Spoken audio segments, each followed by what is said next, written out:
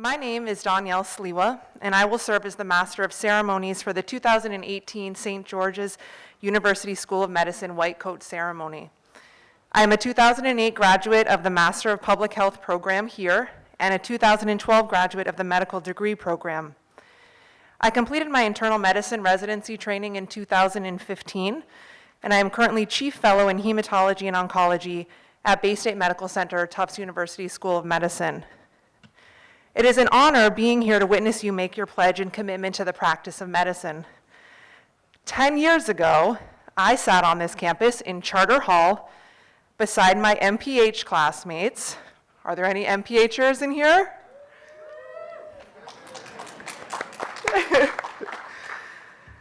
And I made the same commitment at my own white coat ceremony.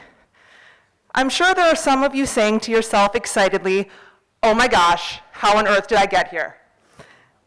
But there's probably some others that are like, "Oh my gosh, how did I get here?"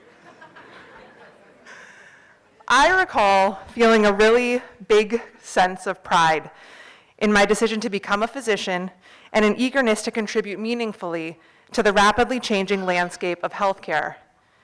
I had wanted to become a physician from a very young age and was particularly interested in the role of culture and language in the practice of medicine. This led me to study anthropology and Spanish while pursuing my pre-medicine requirements.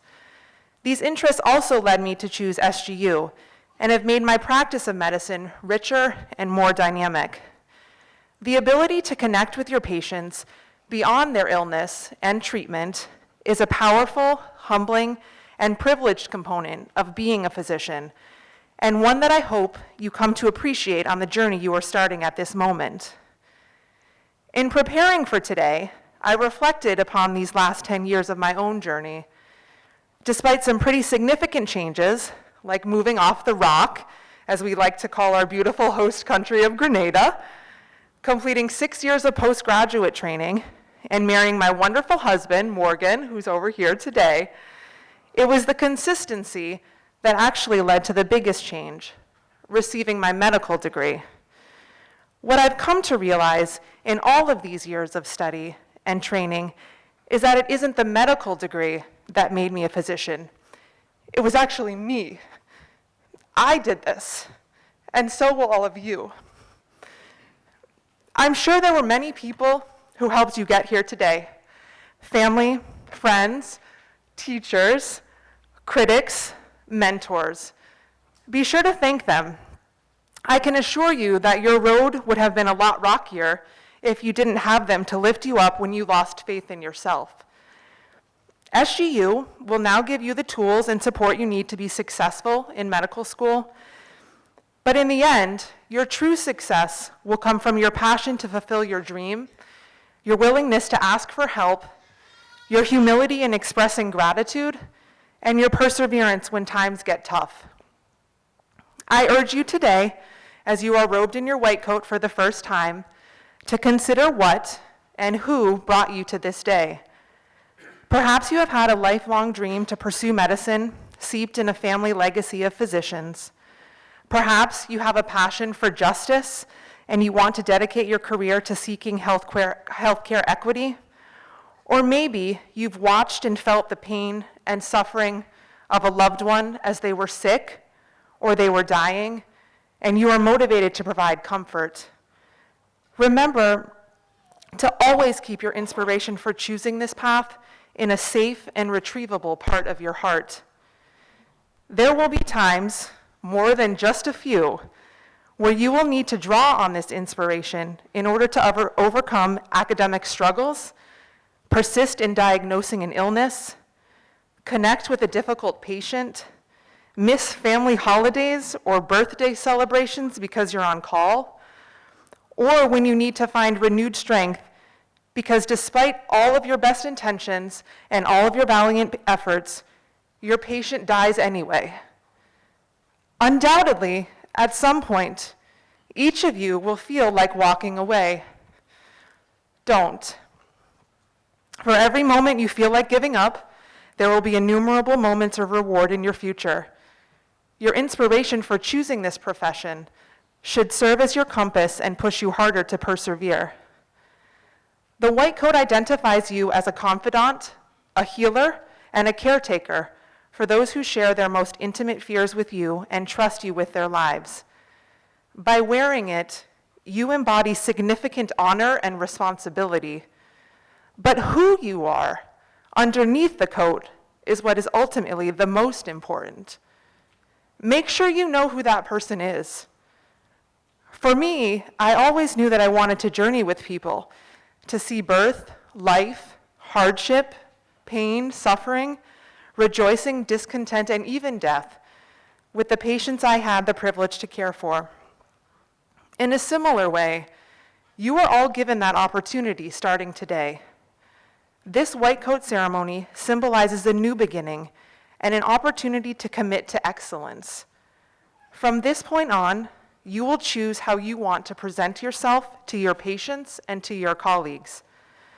I hope you choose to exemplify the tenets of the Gold Foundation: integrity, excellence, compassion, altruism, respect, empathy, and service, and that you inspire your classmates to do the same. Accept your new responsibility as a physician in training with great pride and conviction, and work hard every day to share the compassion of your character with your patients. I can assure you that the first time a patient hugs you in gratitude for your kindness in caring for them will fill you with tremendous humility.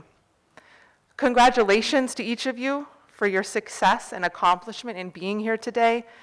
May you be steadfast in your journey and kind and moral in character in all of your days ahead. Thank you.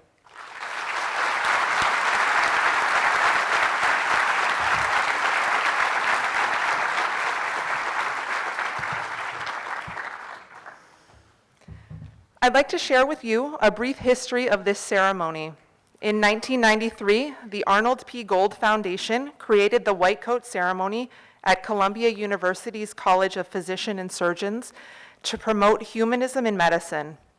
With guidance from the Gold Foundation, St. George's University School of Medicine initiated its own white coat ceremony in 1996, long before many other U.S. medical schools. In 2003, the Gold Foundation founded the Gold Humanism Honor Society, an international society dedicated to the promotion of humanism, professionalism, and ethics in medical practice and education. We were saddened to learn of Dr. Gold's passing earlier this week at the age of 92. Dr. Arnold Gold was a master diagnostician who became an international leader and advocate for humanism in healthcare. St. George's University is honored to have hosted Dr. Gold and his wife Sandra as keynote speakers for our spring 2005 white coat ceremony. In honor of his contributions to evolving practice of medicine, I ask that you join me in a moment of silence.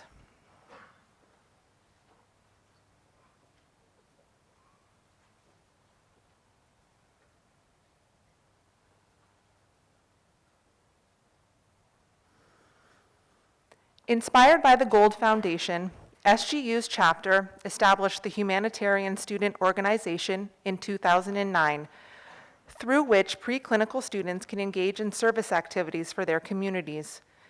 Our chapter is housed in SGU's Bioethics Division and also coordinates basic sciences students in projects supporting GHHS goals. Chapter members are nominated by their peers and inducted during their third year of training when they participate in a chapter project promoting humanism. Our newest members, inducted in 2017, are listed at the back of your program.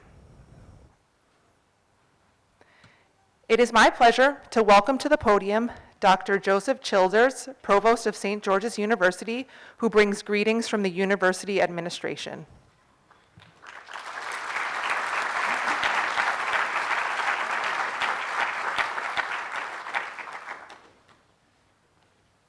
Good afternoon.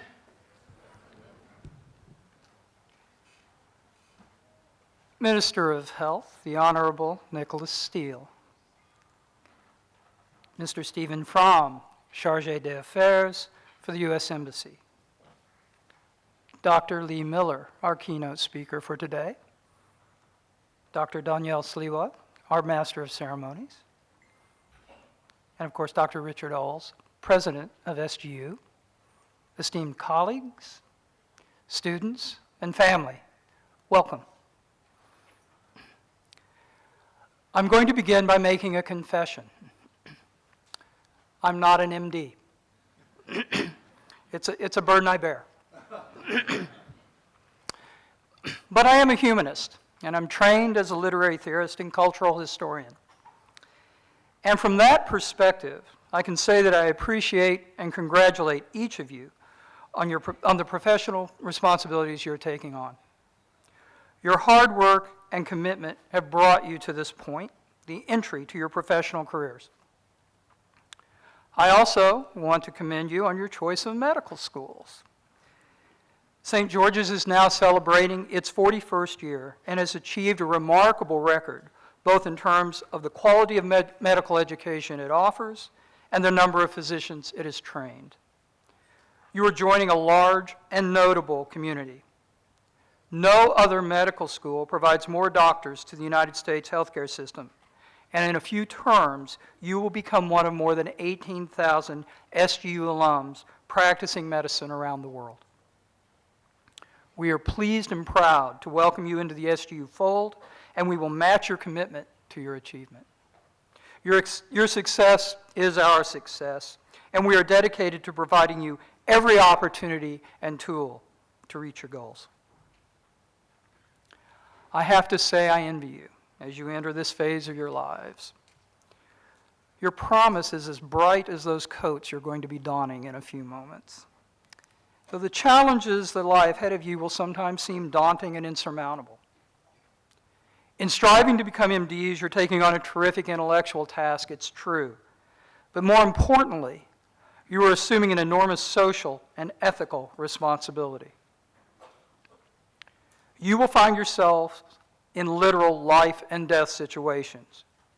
You will be faced with decisions for which there are no easy, pat answers. Our aim is to give you the training to prepare you for those moments, and my counsel to you is to allow your very humanity to be one of your key guides in applying that training. I wish I could offer you wonderful pearls of wisdom and advice to assist you in this next part of your journey, but I cannot. Each of you has made this choice for your own reasons. Each of you will have your own particular victories, your own specific obstacles. Each of you will experience your time here differently. So to offer some sort of general nostrum would be as disingenuous as it would be ineffectual. What I can offer is hope. Hope that each of you remember this moment as the stepping over of a threshold into an existence filled with professional and personal fulfillment. And that you remember your tenure as a medical student at St. George's as the time when you laid the foundation for becoming an outstanding physician and an even better human being. I hope that each of you will embrace this ceremony as emblematic of our faith in you to fulfill the responsibilities you are taking on, and I hope that throughout your careers, you will remember our gratitude to you for pursuing this noble calling, which at bottom is about serving and sustaining individual human lives. Thank you and congratulations.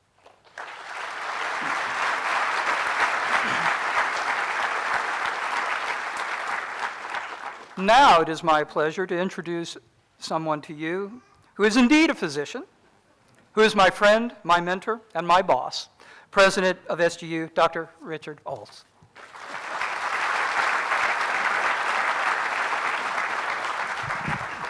Thank you, Joe.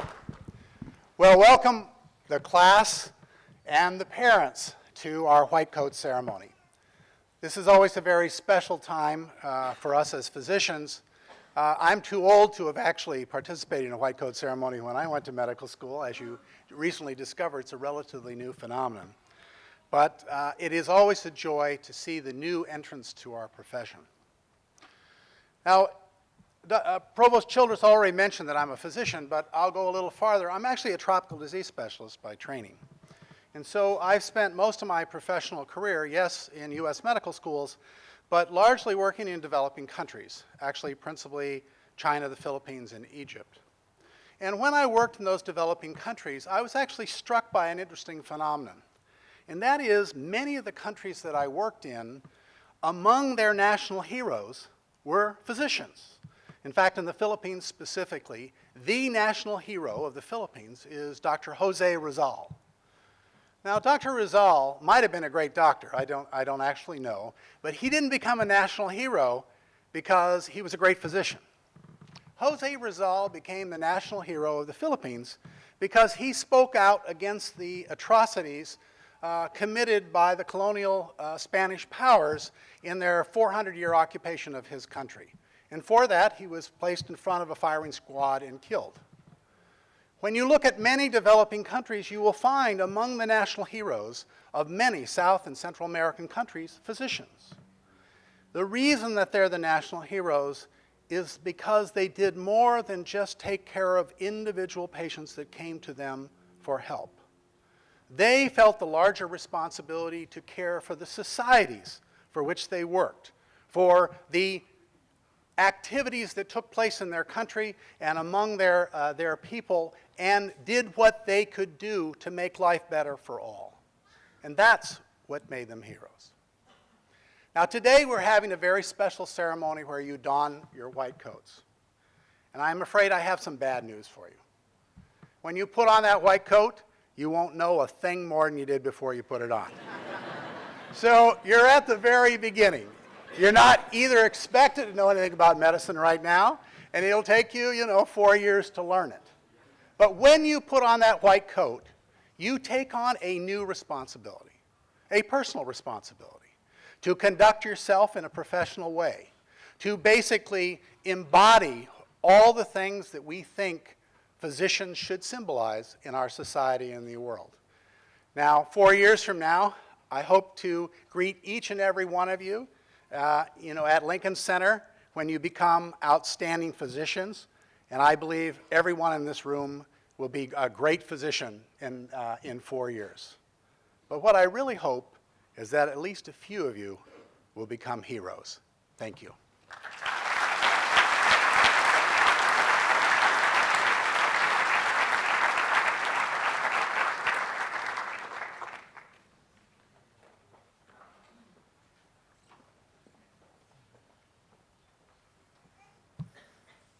Thank you, Dr. Olds. It is now my pleasure to introduce Dr. Lee Miller, our keynote speaker. Dr. Lee Miller is Professor of Pediatrics and the Associate Dean for Student Affairs at the David Geffen School of Medicine at UCLA. After completing medical school and postgraduate training at the University of Virginia, for the last 30 years, Dr. Miller has been heavily involved at UCLA in both undergraduate and graduate medical education in pediatrics. He is the 12-time recipient of the UCLA School of Medicine's Golden Apple Award, the National Humanism and Medicine Award, sponsored by the Association of American Medical Colleges, and the University of California Academic Senate Distinguished Teaching Award. We are honored to welcome Dr. Miller for his second White Coat keynote. Last January, he inspired our Keith B. Taylor Global Scholars in Newcastle, England. Please join me in welcoming Dr. Miller.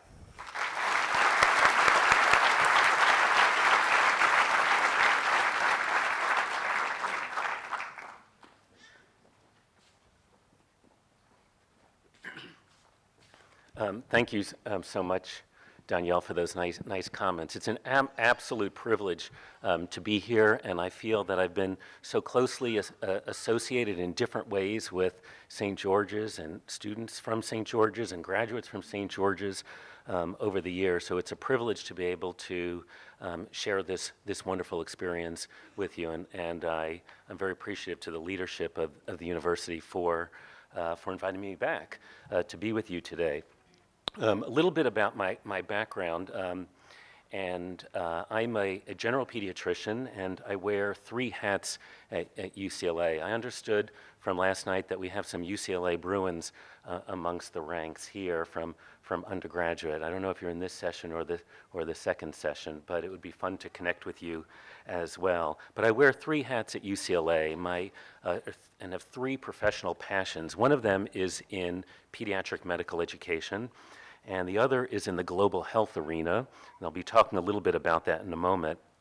And the third is in the dean's office, working in student affairs, and it's an incredible privilege to be able to spend so much time hanging with medical students and helping students to navigate the waters. And along the way, living in these 3 worlds, it's also a privilege to work with some really wonderful individuals.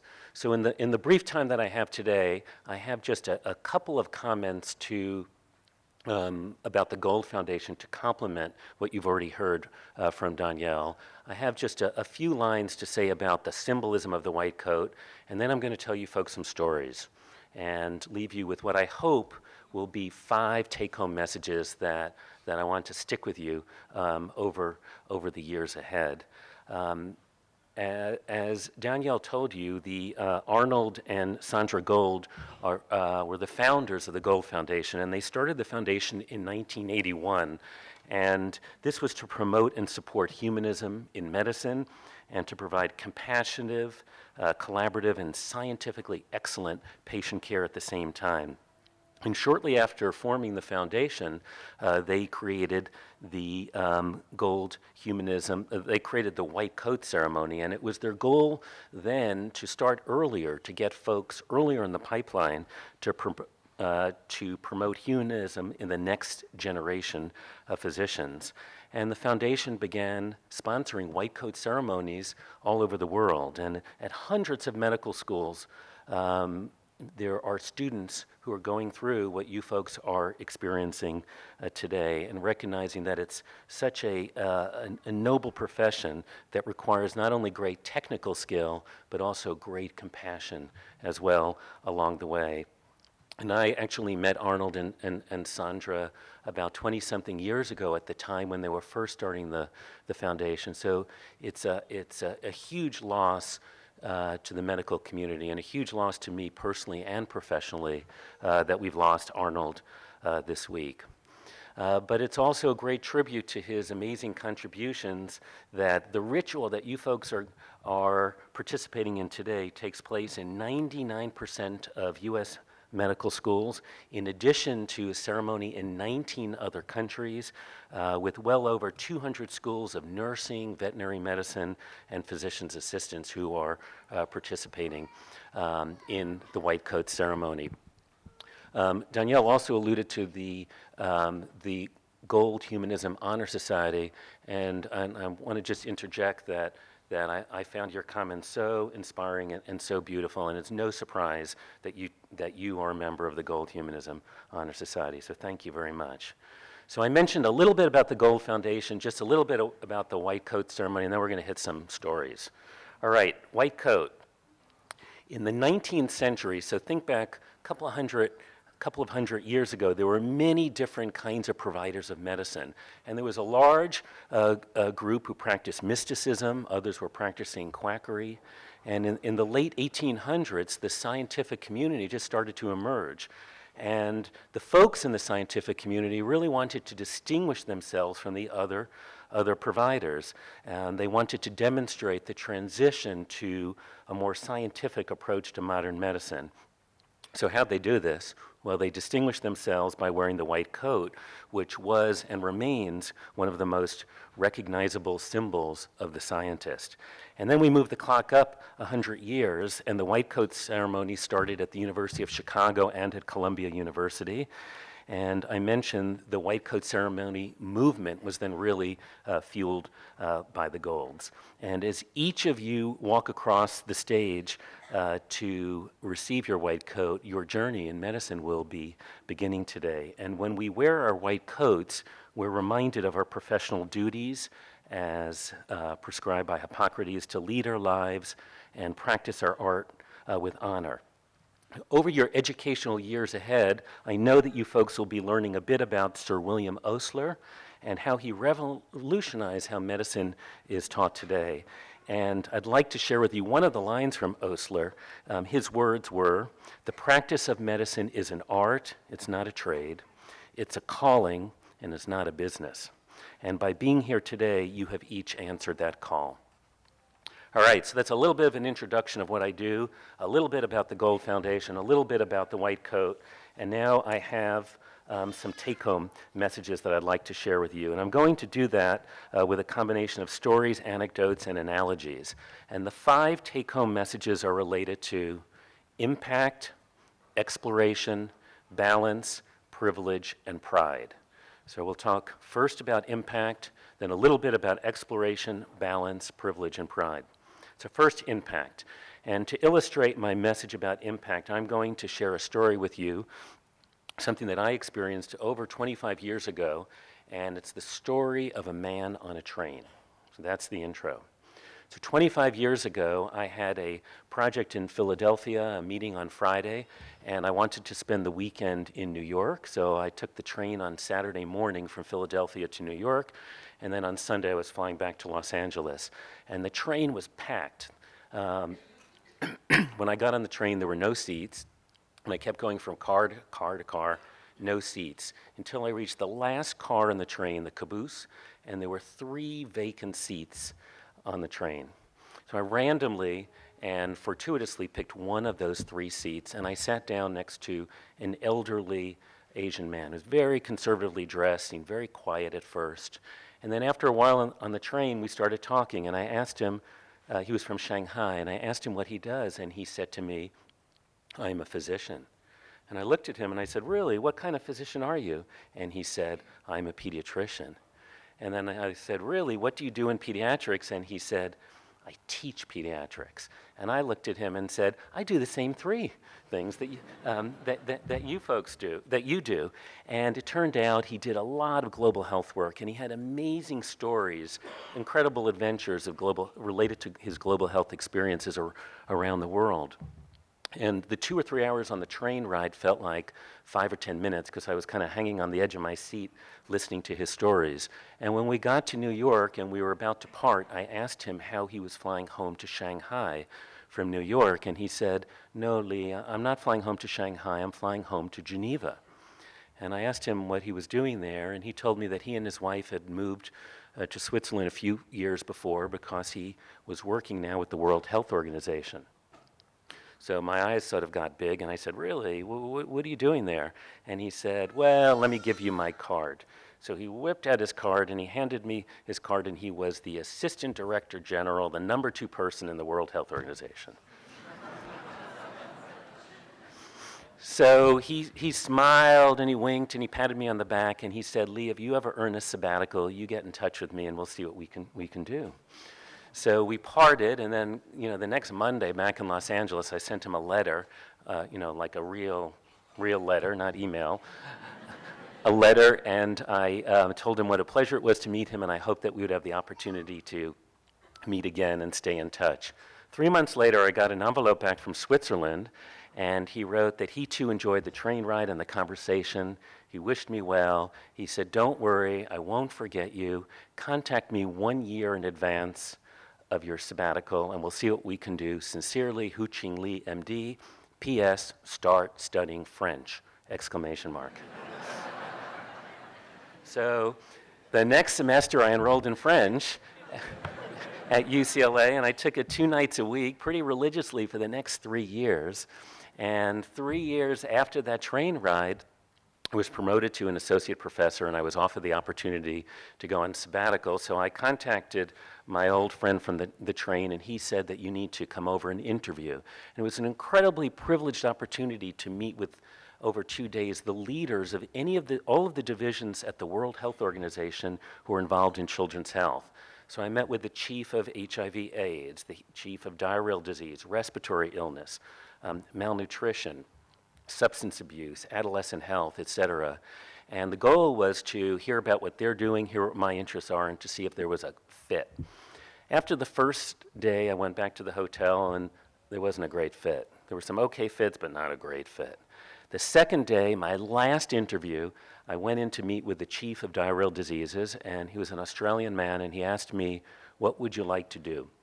And I told him I couldn't answer specifically because I hadn't heard yet the work that his group was doing, but I'm a pediatrician, so I'd like to do something related to children's health. I'm a teacher, so I hope there'll be opportunities to teach, and I'd love to travel. And he looked at me and smiled, and he said, well, I'm looking for a pediatrician to teach a workshop all over the world. What do you say? So I learned about the project. We talked for another hour. I shook hands, and 6 months later, I went back to Switzerland to find an apartment, and 2 months later, I moved to Geneva to start an incredible fairy tale experience. And I would spend 3 or 4 weeks in Switzerland and 2 weeks in Africa, and 3 weeks in Switzerland and 2 weeks in Africa, and kept going up and back. The very end of my sabbatical was temporally related with a horrific chapter in world history and humanitarian aid, and there was a horrible civil war and genocide in Rwanda with 2 tribes that were killing one another off, the Hutus and the Tutsis.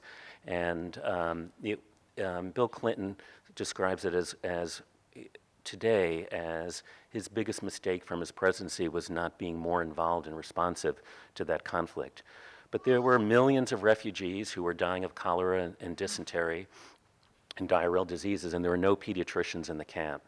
So I went down and worked in those refugee camps for what was one of the most powerful and painful experiences in my life, and I came back to Switzerland and then very shortly thereafter to Los Angeles, changed, and became even more committed to nurture the global health opportunities for the next generation of students and leaders. And over the years, we've established educational programs for our students in Malawi, Mozambique, South Africa, Ghana, the Amazon region of Peru, India, China, and Thailand. And I established a nonprofit to provide support to the healthcare providers in countries like Mozambique and Peru. When I started in Mozambique, just for a dose of perspective, there were 10 million children. There still are 10 million children in the country, but there are only 10 pediatricians in the entire nation. And so, why am I telling you this story? When I boarded that train, I had no idea that I would sit next to a man whose kindness would open up such incredible doors that would ultimately bring me to Africa 40 times, which would in turn fuel my fires to support programs about which I'm passionate, which in turn would energize me to nurture the interests of so many students over the year. And it's really a story of serendipity, and it's a story of wonderfully good luck, but it's also a story of impact and the ripple effect of our actions. And we cannot really comprehend the potential ways in which our actions may have far-reaching impact on the lives of others. That man on the train never imagined the impact of his initial kindness and the ripple effect that it would have in my career and the experience of so many students over the years. And I, in turn, will never really know the impact of the training programs that I've set up in South Africa, in Africa and South America, and the ripple effect of the children who may survive because of the teaching and training that we've done with the local healthcare providers. And closer to home, in academic medicine, as teachers, we never really know the impact. And for me, it's an honor to contribute to the career development of so many and see how so many former students and residents have really blossomed into amazing physicians with great compassion and sensitivity. And so the ripple effect continue. So here's that first take-home point. As budding physicians, you will all have unique and very powerful opportunities to impact the lives of others in so many ways that you cannot begin to imagine today. In many instances, you will experience and see that impact right away. Surgery is a great example of it. Acute interventions in the emergency department, another set of great examples. But many times you won't get that feedback early on, and sometimes it will be weeks or months or years later, but very, very often the impact of your interventions is never known. The impact of touching a patient's hand, of being there for them at the time of greatest needs. And please, don't ever forget it's an incredible privilege that you have. Don't ever forget the ways in which you can and will have such a profound impact on the lives of others, at times in obvious ways, at times in subtle ways, and at times in which you will never even realize, but you're in a privileged position to do that. So now the second take-home point, and that's exploration. And for that, I'm going to use a brief food analogy. Now, from day number one of medical school, I want you folks to explore as many different arenas as possible. And your mission for the next 4 years is one of taste testing. So it's our responsibility as faculty members to provide opportunities for you to taste as many ingredients as possible so that you can create your own recipes, which suits your individual tastes and ultimately your individual goals in medicine. Some of you may want a pinch of research, and some of you may want a heaping tablespoon in your ultimate recipe. Similarly, some of you will not want to do any global health, and some of you will create a recipe with a huge role serving in other international communities. Whether it's research, global health, community service, advocacy, addressing healthcare disparities, or whether it's internal medicine, pediatrics, OBGYN, surgery, radiology, pathology, I can go on and on. Our mission as faculty members is to provide rich taste testing opportunities for you folks. And your mission is to explore as many of these arenas as possible throughout your medical school years. So please take advantage of the amazing opportunities that you're going to have here at St. George's to explore and create your own recipe. Take-home message number 3 is related to balance. And you folks will be working incredibly hard over the years ahead, and I'd like to urge you to maintain the balance in your lives. And each of you, think for a moment, you each know the things that help you to relax, unwind, to feel better, more well-rounded, more whole. For some, it could be sports, it could be working out, it could be attending religious services, spending time with family. I cannot encourage you enough to maintain balance. So things that you would hear your loved ones tell you, eating well, getting enough sleep, exercising, and any of the above things that help you to feel more whole, all of these are so important to maintain your well-being and really to build resiliency, which is so important throughout your education and training years. The more resilient you are, the more you're going to soak up from this experience. Take-home message number 4 is related to privilege. And when you folks put your white coats on today and countless times over the years ahead, please don't ever forget what an incredible privilege it is to be a physician. And don't ever take for granted, please, the incredible respect that will be conferred by wearing your white coats and the very special privileges that are associated with it. Imagine wearing your white coat and going into a room with complete strangers who share with you their most personal life events and health history and their fears, speaking from the heart, because you're a trusted person with privilege who is wearing that white coat.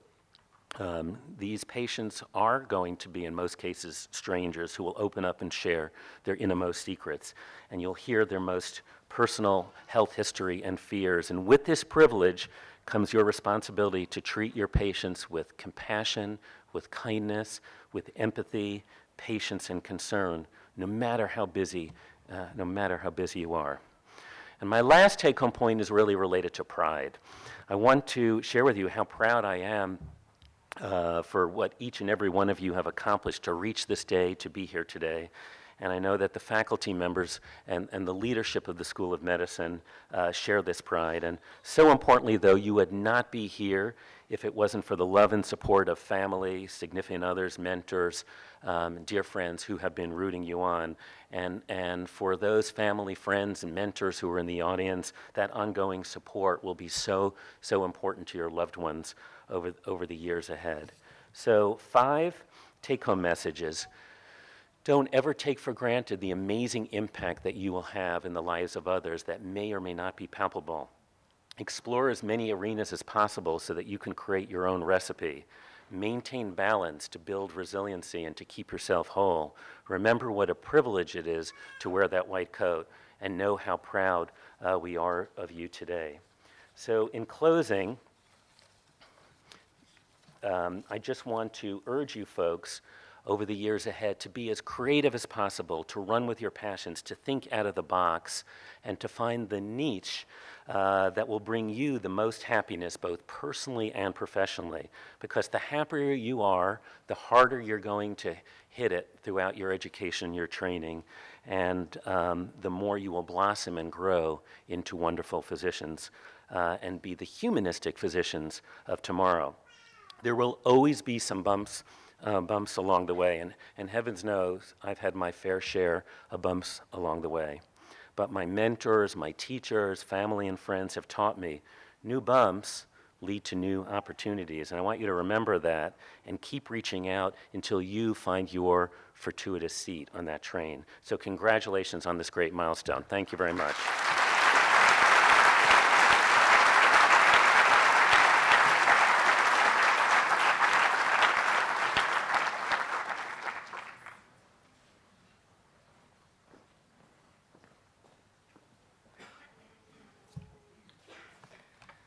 Thank you to Dr. Miller for that wonderful speech. I also just want to say, in keeping in mind his five take-home messages, just to bring it back here to Grenada, if you want to have balance, I suggest you explore the great delicacies of Grenada, including ting, roti. You have to get the bone-in one, callaloo soup, and oil down. I promise you will have a great impact on your life, and you will feel very privileged and proud to be here as a Grenadian.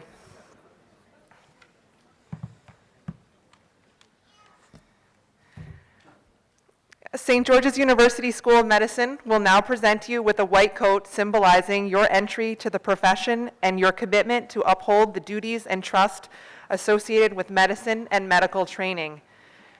To assist me and our keynote speaker, Dr. Lee Miller, in coding you, I now will invite several faculty to join us on stage. Our coders today include Dr. G. Richard Olds, President of St. George's University, Dr. Doland Noel, Associate Dean, Clinical Studies, Grenada, Dr. Ravendra Tay, Associate Professor of Pathophysiology, Dr.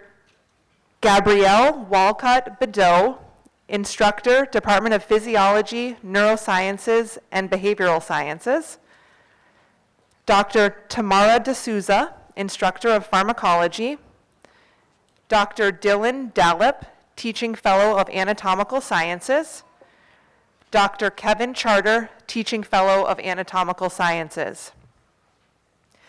In recognition of our international enrollment, the Grand Marshal, Dr. Barbara Landon, will call each student by name and state their country of birth. Please hold your applause until all students have been coded. For safety, we ask the audience to remain seated, and please do not interrupt the ceremony by taking photos in the forward section of the hall. Thank you very much for your cooperation.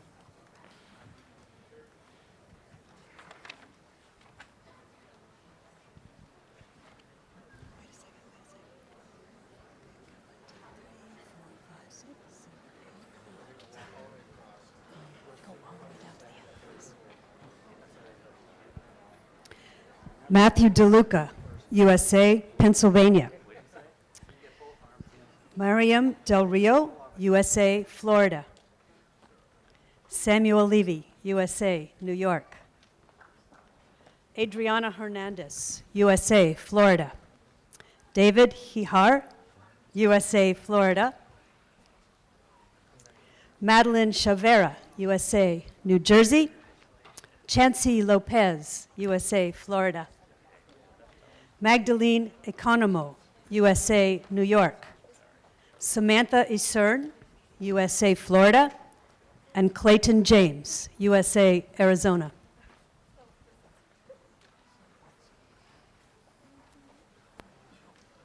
I'll read your name.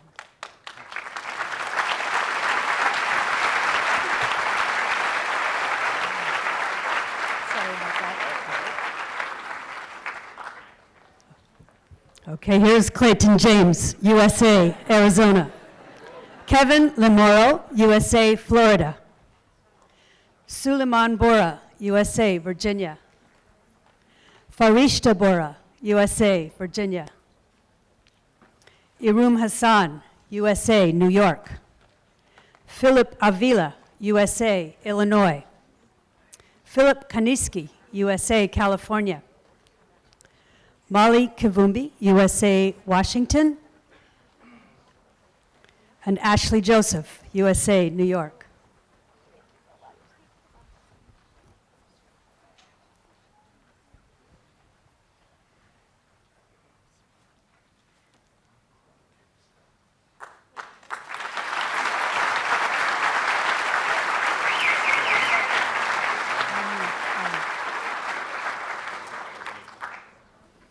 Tin Chu, USA, California. An Lu, USA, California. Sean Armstrong, USA, Illinois. Charles Gallagher, USA, Pennsylvania. Eric Doltz, USA, New Jersey. Adam Kirstein, USA, Florida. Emily Kim, USA, California. Sarah Green, USA, Ohio. Isabella Kim, USA, New York.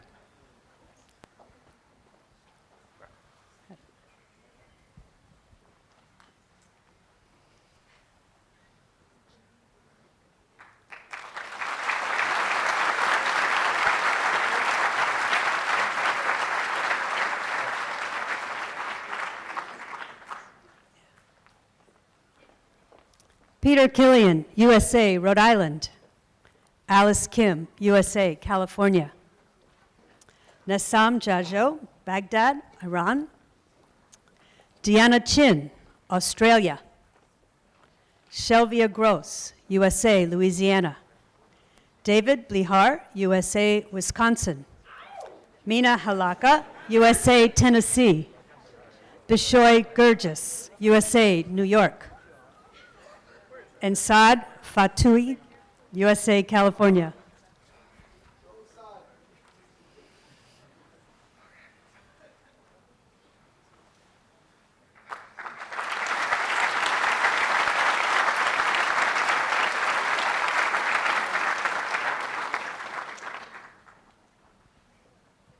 Lucas Goldenberg, USA, New York. Thomas Joyce, USA, New York. Quade Goldenberg, USA, New York. Thomas Dwyer, USA, New York. Stephen Cooper, USA, California.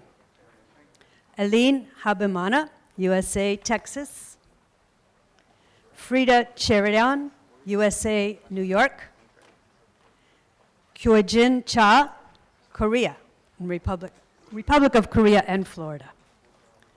And Andrew Bernstein, USA, Illinois.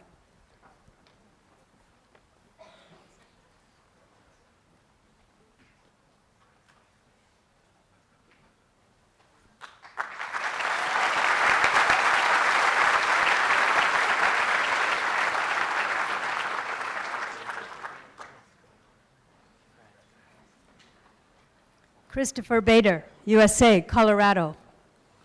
Marshall Harrell, USA, California. Douglas Charles Henshaw Jr., USA, Virginia. Michael Keelaher, USA, Colorado. Jackie Lau, USA, Michigan. Jessica Eisma, USA, Michigan. Snehita Kohli, USA, California. Alexa Lawson, USA, Louisiana. Zrinka Dabelik, USA, Florida.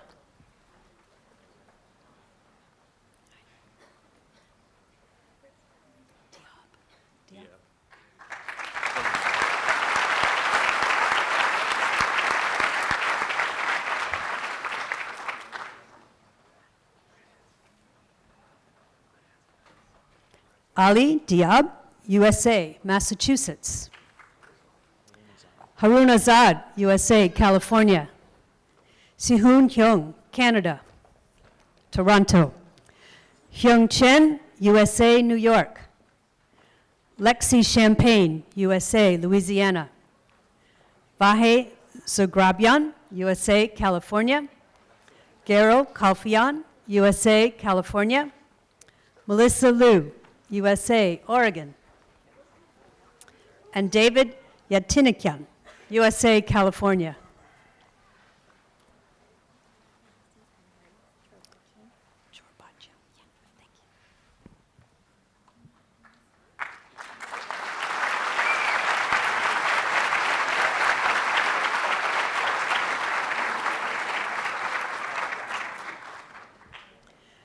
Lily Turbajian, USA, California. Colette Kokikian, USA, California. Austin Cruz, USA, Florida. Amani Hoffman, USA, Florida. Mohammed Ahmed, USA, Missouri. Zoha Ahmad, USA, New York. Georgia Keme, USA, New York. Leon Lucas, Grenada. Kira George, Grenada.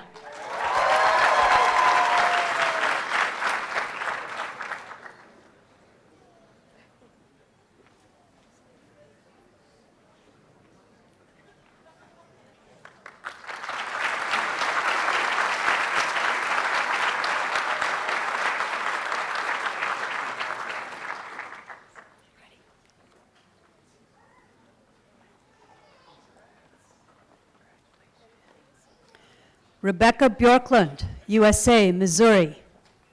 Ali Khalil, Lebanon.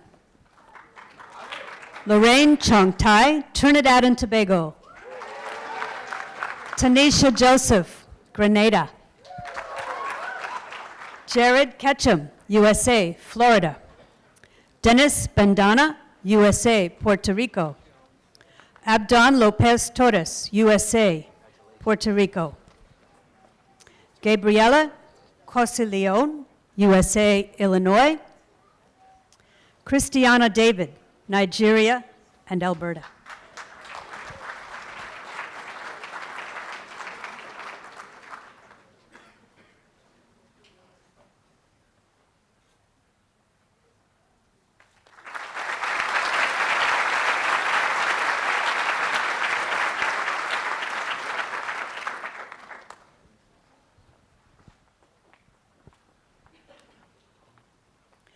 Denisha Edwards, Grenada. Hanisha Aline, Grenada. Zania Jeffrey, Grenada. Carell Lewis, Grenada. Dustin Davenport, USA, Utah. Jonathan London, USA, New York.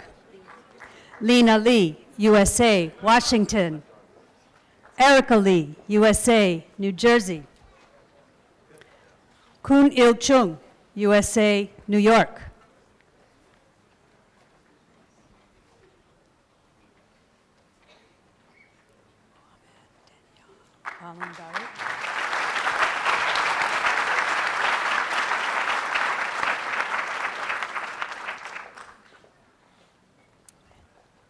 Mohammed Daniel Alamdari, USA, California. Laura Copel, USA, California. Matthew Coppola, USA, Pennsylvania. Michaela Dussel, USA, New York. Matthew Carvey, Alberta, Canada. Mariah Bowl, USA, Mississippi. Allison Hervey, USA, Mississippi. Brianna Goodison, USA, Virginia. Piyali Chaduri, USA, West Virginia.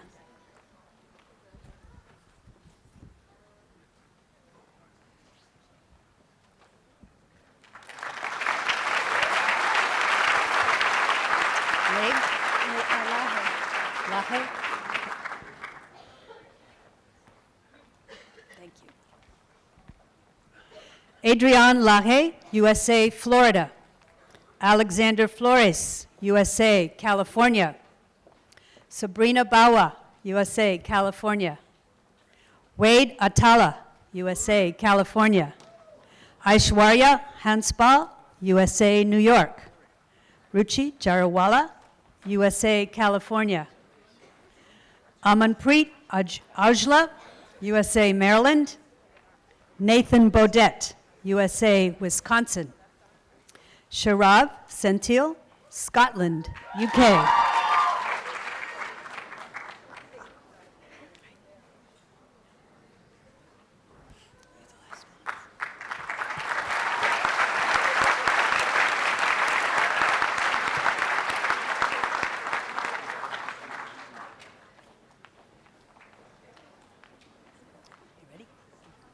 Cody Dhaliwal, British Columbia, Canada. Joseph Abraham, USA, Ohio. Connor Berger, USA, Connecticut. Kristen Dale, St. George's, Bermuda. Gabrielle Henkel, USA, New Jersey. Anastasia Danilevsky, USA, New York. Sharuba Kanthasamy, Canada, Quebec. Lev Yoff, USA, New Jersey. David D'Alessio Jr., USA, New Jersey.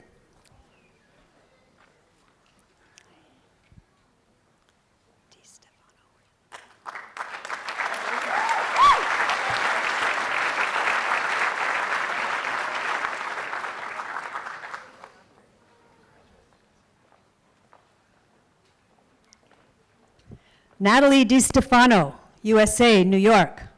Dante Cozy, Canada, Ontario. Chloe Arima, USA, Illinois. Timothy Kailoet, USA, USA, Louisiana. Matthew Jones, USA, South Carolina. Brandon Cook, USA, Tennessee. Jordan Lipschutz, USA, Pennsylvania. Ryan Cromwell, USA, New York. Derek Hodges, USA, Virginia.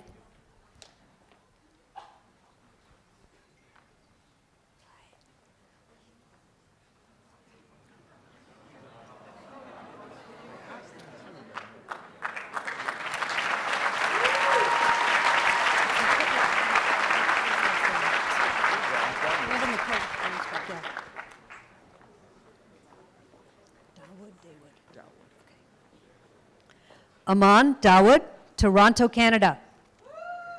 Ryan Kelly, USA, Florida.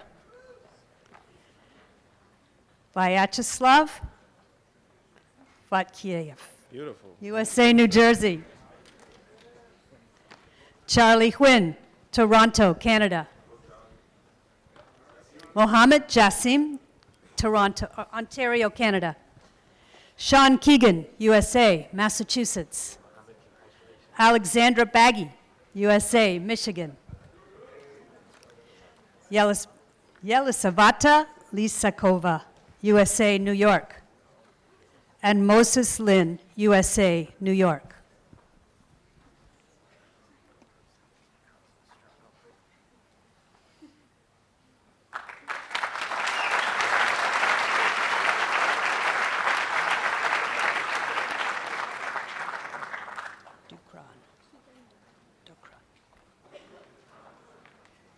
Keegan Dokran, Trinidad and Tobago. Donlyn George, Grenada. Brittany Cole, St. Vincent and the Grenadines. Munachisa Egbo, Nigeria. Kareem Charles, Grenada. Daniel Perlman, USA, Florida. Kelsey Murray, USA, New Jersey.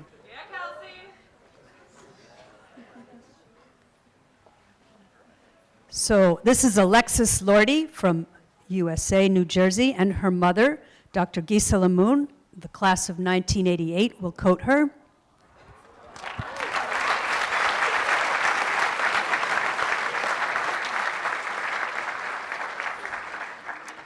Alyssa Ensiro, USA, Kentucky. And Shivani Amin, USA, New Jersey.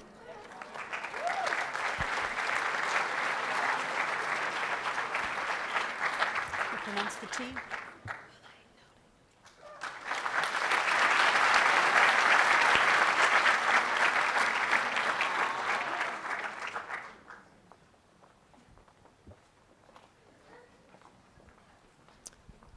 Madeline Boulay, USA, Florida. Brandon Herval, USA, Alabama. Mohammed Khan, Bahrain. Carlos Gonzalez, USA, Texas. Jennifer Datan, USA, New York. Gina Andreas, USA, Florida. Mila Cruz, USA, Florida. Erica Boswell, USA, Michigan. And Preston Deloach, USA, Mississippi.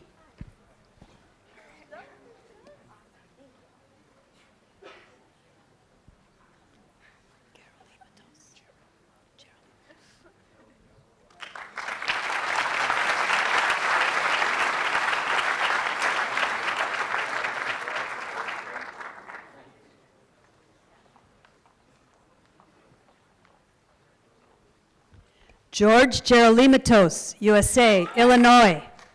DeAndre Adams, Grenada. John L. Johnson, Grenada. Bruce Wilson, USA, Idaho. Samuel Hale, USA, Utah. Levon Hankey, Grenada. Ethel Kigundu, Uganda, Kampala. Chalam Charles, Grenada. Akosua Ayesi Ofe, USA, Ohio.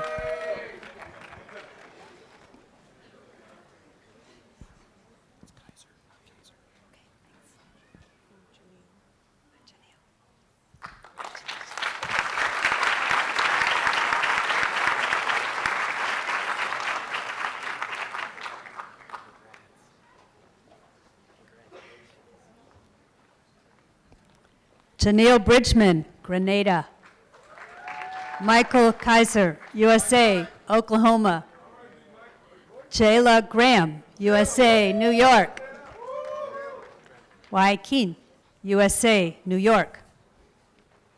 Zainab Hadejia, Nigeria.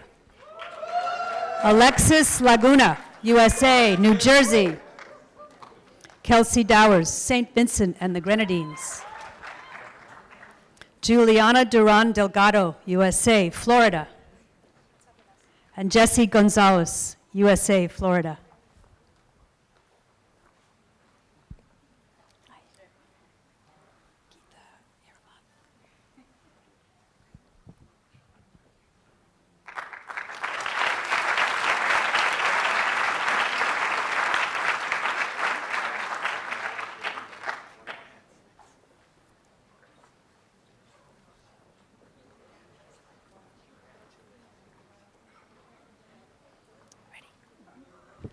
Geeta Hiramath, USA, Texas.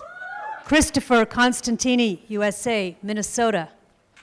Danielle Jayanti, USA, Texas. Elizabeth Clementson, USA, Maine. David Bauman, USA, New York. Natalia Cardona, USA, Florida. Mobulu Warren, Alamo, Nigeria. Owen Cole, USA, New York. Lafika Bathobakai, Botswana.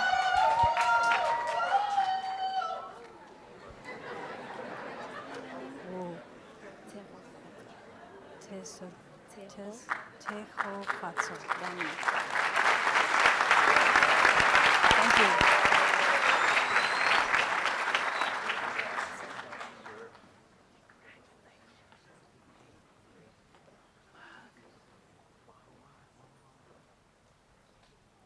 Tehofatso Gani, Botswana. Moluki Itumeleng Bachebi, Botswana. Amir Shazad, USA, Virginia. Munsuk Choi, Republic of Korea. Chihoon An, Republic of Korea. Azam Hamid, USA, New York. Janie Hugh, Canada, Ontario. Sarah Hack, Guyana. Anum Ahmed, USA, New York.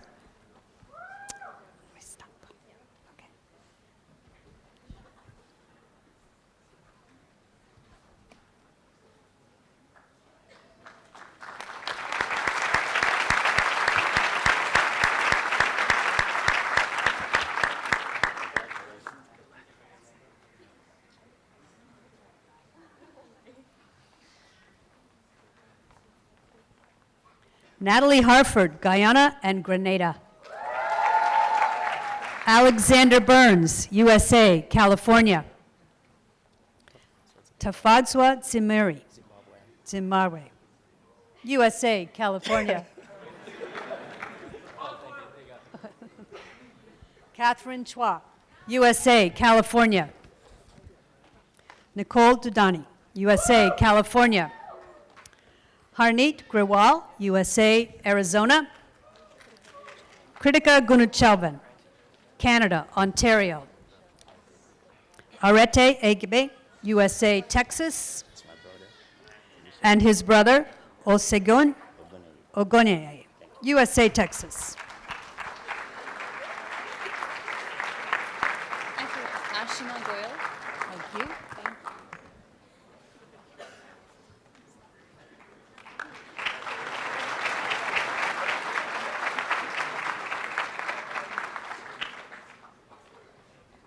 Ashima Goel, USA, New York. Mariam Falahi, USA, Texas. Sumaya Hussein, USA, New York. Elias Gafour, USA, Virginia. Wendy Spass, USA, Tennessee. Quinton Ireland, Canada, Alberta. Jonathan Cross, USA, Pennsylvania. Catherine Chirisanu, USA, New York. Jaylene Joseph, USA, Florida.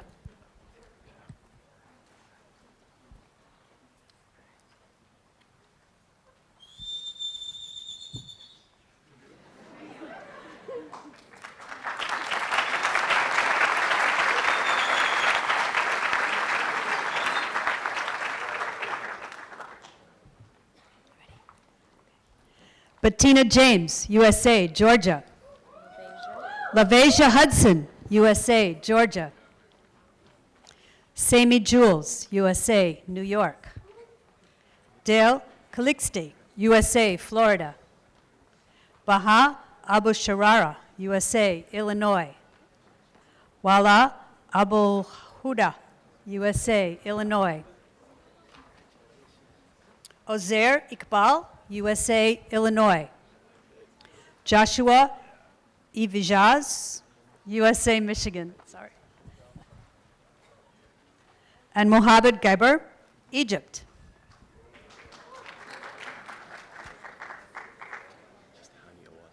Hani Awad.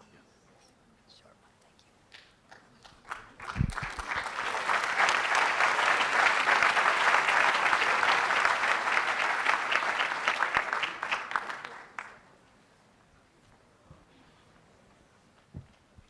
Hani Awad, Canada, Alberta.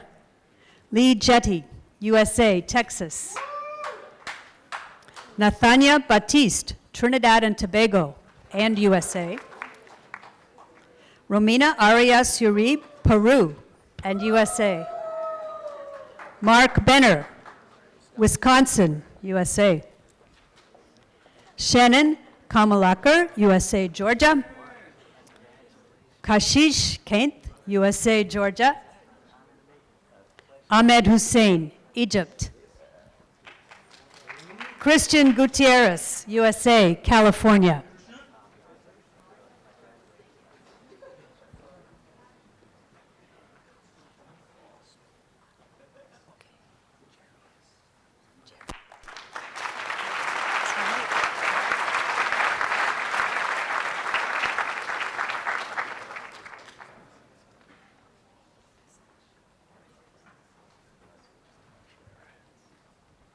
Sarah Ahmed, USA, Missouri. Jairus Abahurin, USA, New Jersey. Joel Farber, USA, California. Laura Inamagua Alvarado, USA, Florida. Simran Anand, USA, New York. Michelle Lynn, USA, California. Michael Fuller, USA, Arkansas. Ramiro Cardenas Jr., USA, Texas. And Adam Daniel, USA, Alabama.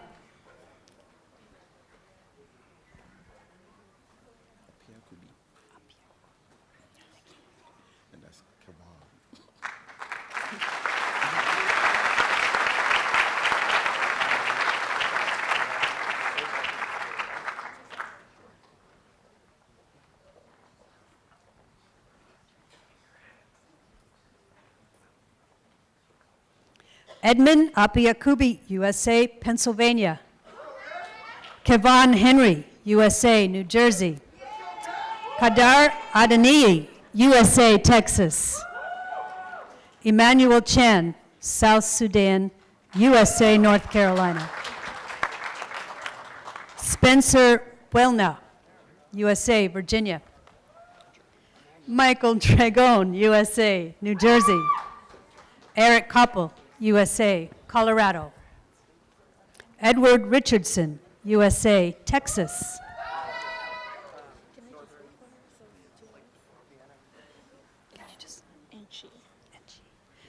And Philippa Awusu Enchi, USA, Virginia.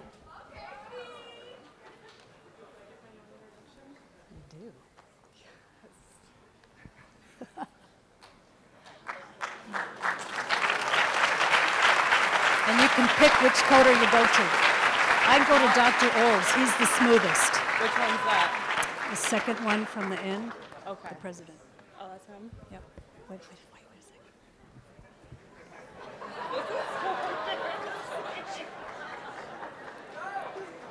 And very last and not least,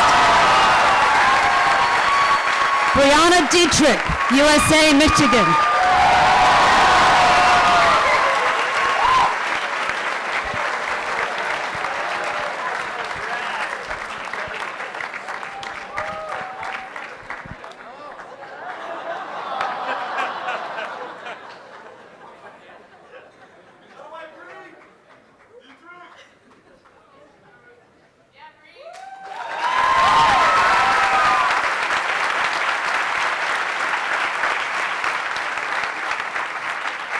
Congratulations to all.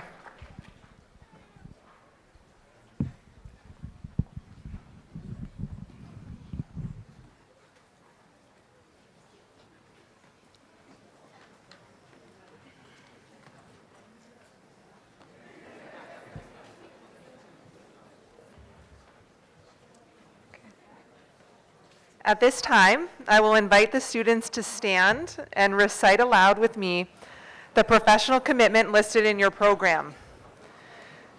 This commitment was written by a student task force in 1995 and has been recited at every School of Medicine white coat ceremony since we began holding it in 1996. On the count of 3. 1, 2, 3. Today is the beginning of my medical education and training as a physician. I acknowledge my responsibility to continue the pursuit of knowledge and understanding until that day when I will cease to be a practicing physician. I am entering training for a noble profession in which my interest must always be subservient to those who may seek my assistance. I must be ever conscious of the value of my health professionals and treat them with respect at all times.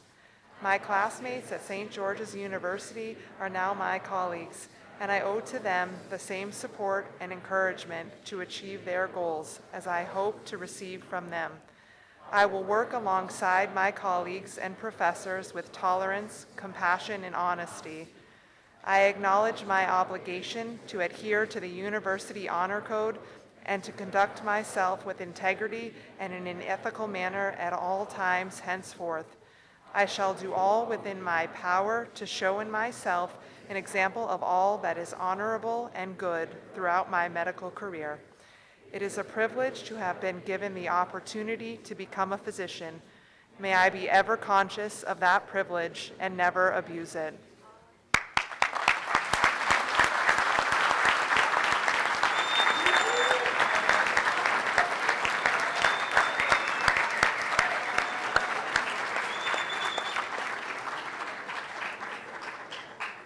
Please be seated.